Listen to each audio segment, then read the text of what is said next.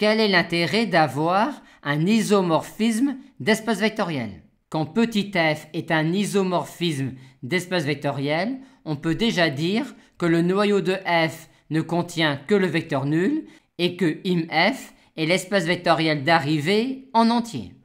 On peut aussi faire appel à la notion d'isomorphisme d'espace vectoriel quand on souhaite montrer qu'un espace vectoriel est de dimension finie et déterminer sa dimension.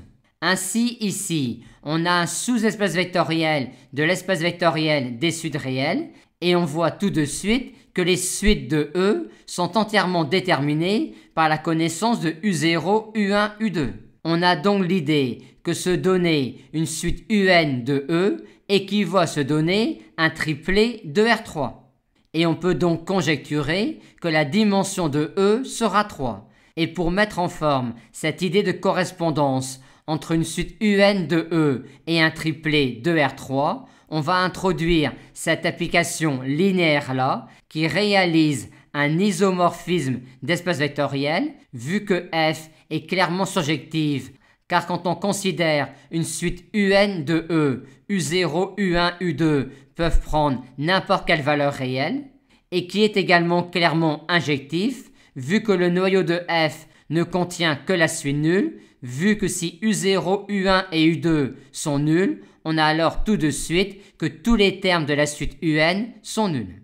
Or, quand on a un isomorphisme d'espace vectoriel, si l'un des deux espaces vectoriels est de dimension finie, l'autre l'est alors également et à même dimension que l'autre espace vectoriel. Et pourquoi cela?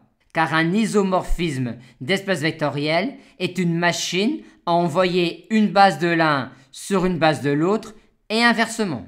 Aussi, grâce à cet isomorphisme d'espace vectoriel, on peut dire que E est de dimension 3.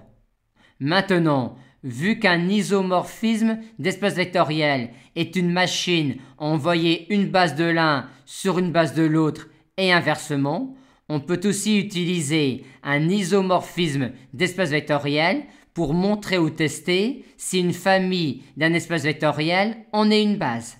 Par exemple ici, avec cet isomorphisme d'espace vectoriel, regardez si cette famille-là de 3 suites de E forme une base de E, équivaut à regarder si cette famille-là de 3 vecteurs de R3 forme une base de R3.